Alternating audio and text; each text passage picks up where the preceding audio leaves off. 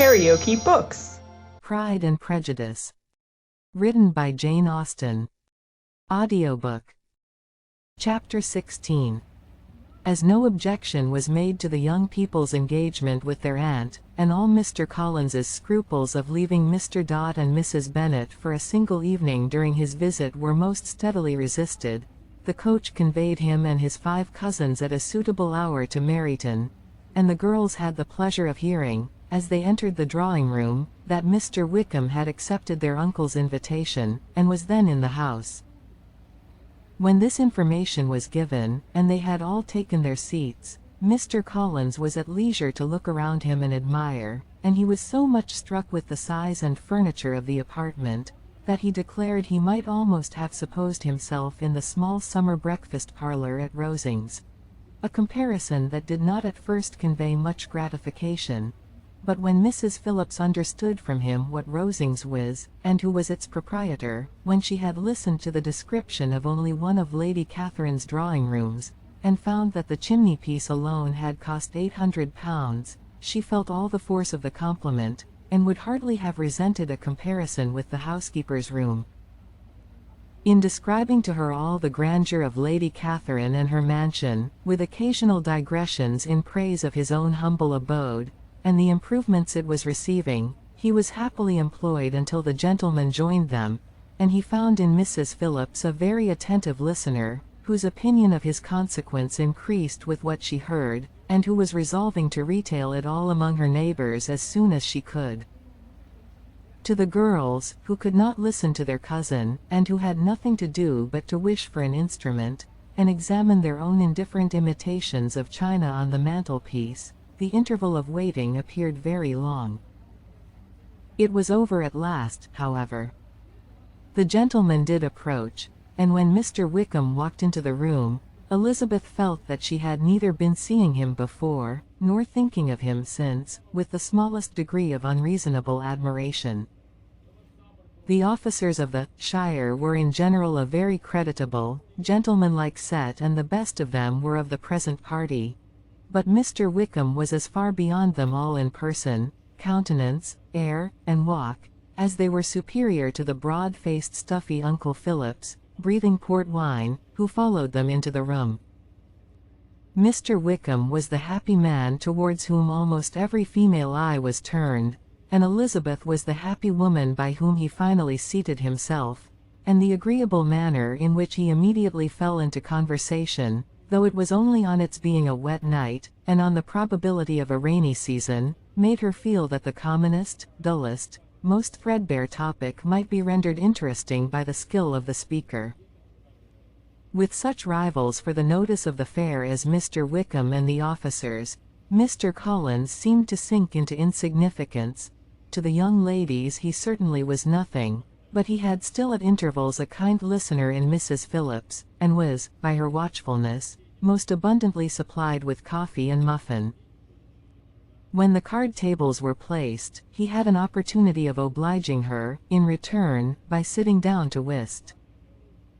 "I know little of the game at present," said he, "but I shall be glad to improve myself, for in my situation of life—" Mrs. Phillips was very thankful for his compliance, but could not wait for his reason. Mr. Wickham did not play at whist, and with ready delight was he received at the other table between Elizabeth and Lydia. At first there seemed danger of Lydia's engrossing him entirely, for she was a most determined talker. But being likewise extremely fond of lottery tickets, she soon grew too much interested in the game, too eager in making bets and exclaiming after prizes, to have attention for anyone in particular. Allowing for the common demands of the game, Mr. Wickham was therefore at leisure to talk to Elizabeth, and she was very willing to hear him, though what she chiefly wished to hear she could not hope to be told, the history of his acquaintance with Mr. Darcy. She dared not even mention that gentleman. Her curiosity, however, was unexpectedly relieved. Mr. Wickham began the subject himself. He inquired how far Netherfield was from Meryton, and, after receiving her answer, asked in a hesitating manner how long Mr. Darcy had been staying there. About a month, said Elizabeth, and then, unwilling to let the subject drop, added, he is a man of very large property in Derbyshire, I understand. Yes, replied Wickham, his estate there is a noble one. A clear 10,000 per annum. You could not have met with a person more capable of giving you certain information on that head than myself, for I have been connected with his family, in a particular manner, from my infancy. Elizabeth could not but look surprised. You may well be surprised, Miss Bennet, at such an assertion, after seeing, as you probably might, the very cold manner of our meeting yesterday. Are you much acquainted with Mr. Darcy? As much as I ever wish to be, cried Elizabeth, warmly. I have spent 4 days in the same house with him, and I think him very disagreeable. I have no right to give my opinion, said Wickham, as to his being agreeable or otherwise. I am not qualified to form one. I have known him too long and too well to be a fair judge. It is impossible for me to be impartial. But I believe your opinion of him would in general astonish, and, perhaps, you would not express it quite so strongly anywhere else. Here you are in your own family.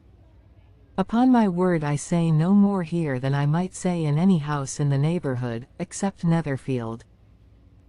He is not at all liked in Hertfordshire.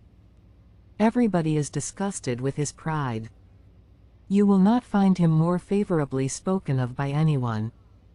I cannot pretend to be sorry, said Wickham, after a short interruption, that he or that any man should not be estimated beyond their deserts. But with him I believe it does not often happen. The world is blinded by his fortune and consequence, or frightened by his high and imposing manners, and sees him only as he chooses to be seen. I should take him, even on my slight acquaintance, to be an ill-tempered man. Wickham only shook his head. I wonder, said he, at the next opportunity of speaking, whether he is likely to be in this country much longer. I do not at all know, but I heard nothing of his going away when I was at Netherfield. I hope your plans in favor of the shire will not be affected by his being in the neighborhood. Oh no, it is not for me to be driven away by Mr. Darcy. If he wishes to avoid seeing me he must go. We are not on friendly terms, and it always gives me pain to meet him, but I have no reason for avoiding him but what I might proclaim to all the world, a sense of very great ill-usage, and most painful regrets at his being what he is. His father, Miss Bennet, the late Mr. Darcy, was one of the best men that ever breathed, and the truest friend I ever had, and I can never be in company with this Mr. Darcy without being grieved to the soul by 1,000 tender recollections. His behavior to myself has been scandalous, but I verily believe I could forgive him anything and everything, rather than his disappointing the hopes and disgracing the memory of his father. Elizabeth found the interest of the subject increase, and listened with all her heart, but the delicacy of it prevented further inquiry. Mr. Wickham began to speak on more general topics, Meryton, the neighborhood, the society, appearing highly pleased with all that he had yet seen, and speaking of the latter, especially, with gentle but very intelligible gallantry. It was the prospect of constant society, and good society, he added, which was my chief inducement to enter the shire. I know it to be a most respectable, agreeable corps, and my friend Denny tempted me further by his account of their present quarters, and the very great attentions and excellent acquaintance Meryton had procured them. Society, I own, is necessary to me. I have been a disappointed man, and my spirits will not bear solitude. I must have employment and society. A military life is not what I was intended for, but circumstances have now made it eligible. The church ought to have been my profession. I was brought up for the church, and I should at this time have been in possession of a most valuable living, had it pleased the gentleman we were speaking of just now. Indeed. Yes, the late Mr. Darcy bequeathed me the next presentation of the best living in his gift. He was my godfather, and excessively attached to me. I cannot do justice to his kindness. He meant to provide for me amply, and thought he had done it, but when the living fell, it was given elsewhere. Good heavens, cried Elizabeth, but how could that be? How could his will be disregarded? Why did not you seek legal redress? There was just such an informality in the terms of the bequest as to give me no hope from law.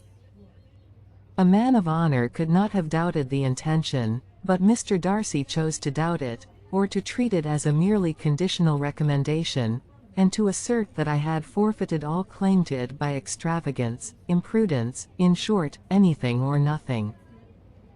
Certain it is that the living became vacant 2 years ago, exactly as I was of an age to hold it, and that it was given to another man, and no less certain is it, that I cannot accuse myself of having really done anything to deserve to lose it.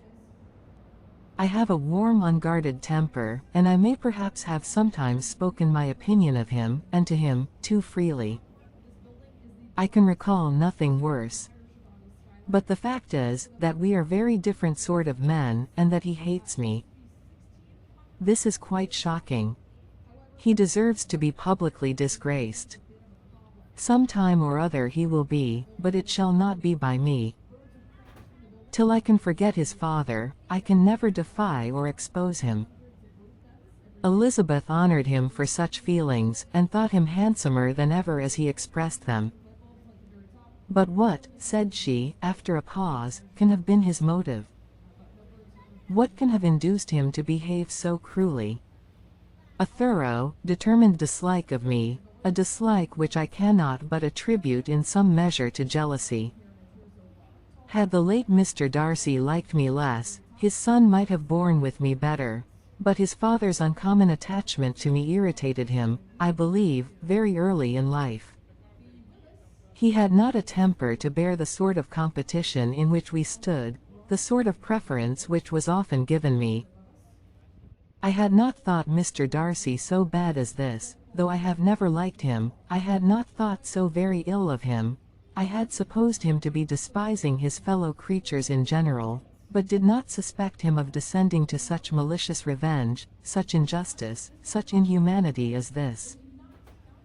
After a few minutes' reflection, however, she continued, I do remember his boasting one day, at Netherfield, of the implacability of his resentments, of his having an unforgiving temper.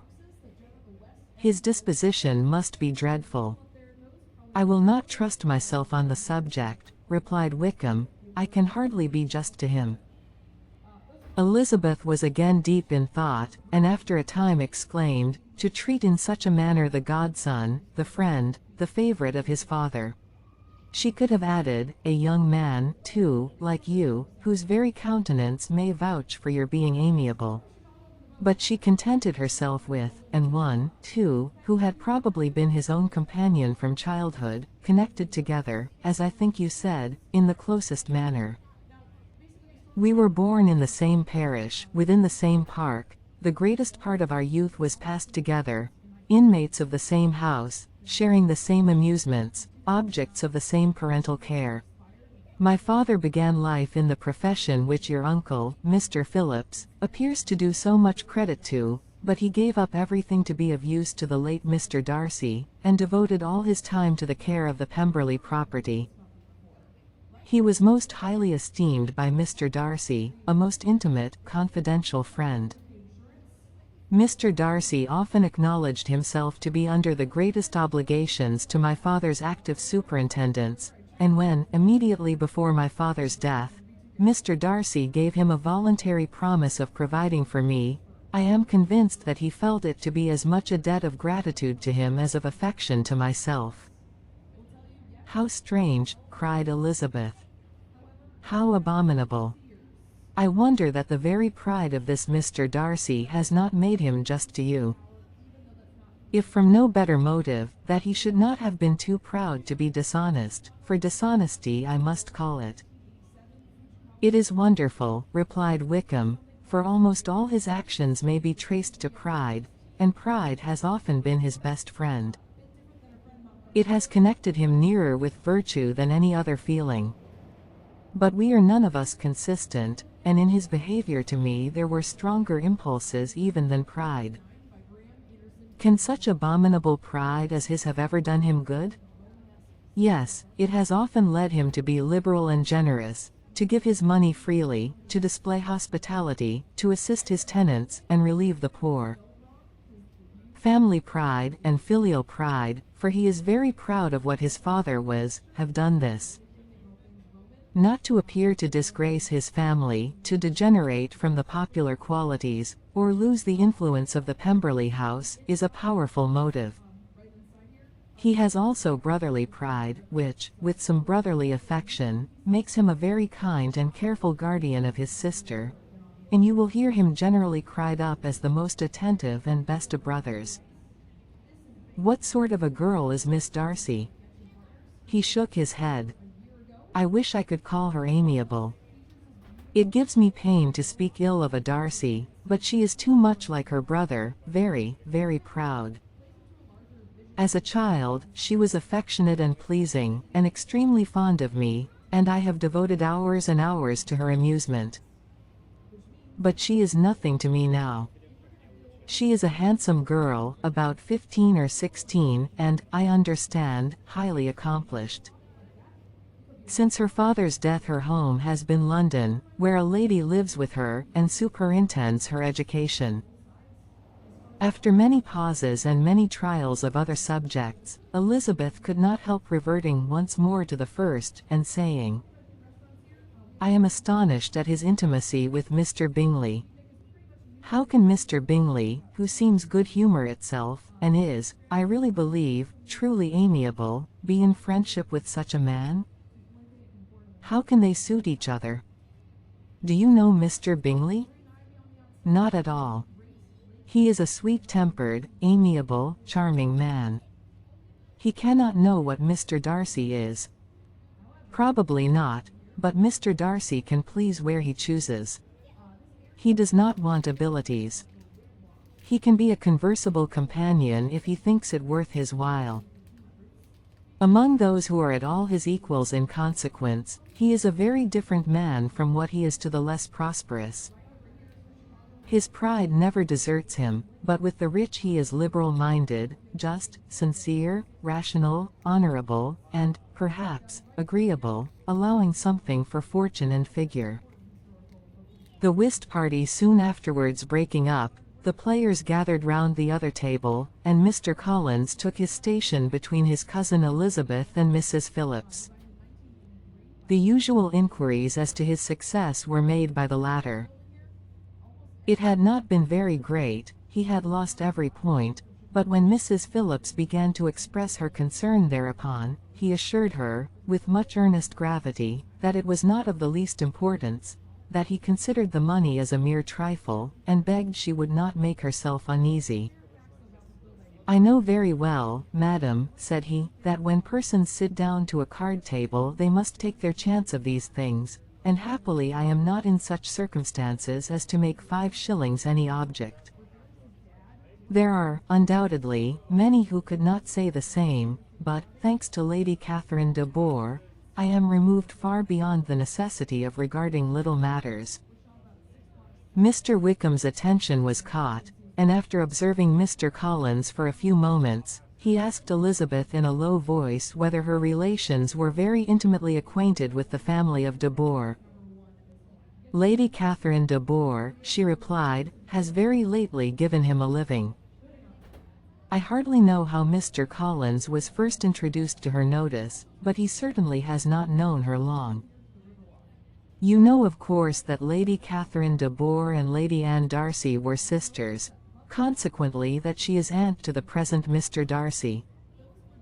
No, indeed, I did not. I knew nothing at all of Lady Catherine's connections. I never heard of her existence till the day before yesterday. Her daughter, Miss de Bourgh, will have a very large fortune, and it is believed that she and her cousin will unite the 2 estates. This information made Elizabeth smile, as she thought of poor Miss Bingley. Vain indeed must be all her attentions, vain and useless her affection for his sister and her praise of himself, if he were already self-destined to another. Mr. Collins, said she, speaks highly both of Lady Catherine and her daughter, but, from some particulars that he has related of her ladyship, I suspect his gratitude misleads him, and that, in spite of her being his patroness, she is an arrogant, conceited woman. I believe her to be both in a great degree, replied Wickham. I have not seen her for many years, but I very well remember that I never liked her, and that her manners were dictatorial and insolent. She has the reputation of being remarkably sensible and clever, but I rather believe she derives part of her abilities from her rank and fortune, part from her authoritative manner, and the rest from the pride of her nephew, who chooses that everyone connected with him should have an understanding of the first class. Elizabeth allowed that he had given a very rational account of it, and they continued talking together with mutual satisfaction till supper put an end to cards, and gave the rest of the ladies their share of Mr. Wickham's attentions. There could be no conversation in the noise of Mrs. Phillips's supper party, but his manners recommended him to everybody. Whatever he said, was said well, and whatever he did, done gracefully. Elizabeth went away with her head full of him. She could think of nothing but of Mr. Wickham, and of what he had told her, all the way home, but there was not time for her even to mention his name as they went, for neither Lydia nor Mr. Collins were once silent. Lydia talked incessantly of lottery tickets, of the fish she had lost and the fish she had won, and Mr. Collins, in describing the civility of Mr. Dodd and Mrs. Phillips, protesting that he did not in the least regard his losses at whist, enumerating all the dishes at supper, and repeatedly fearing that he crowded his cousins, had more to say than he could well manage before the carriage stopped at Longbourn House. If you liked what you heard, please subscribe to the channel.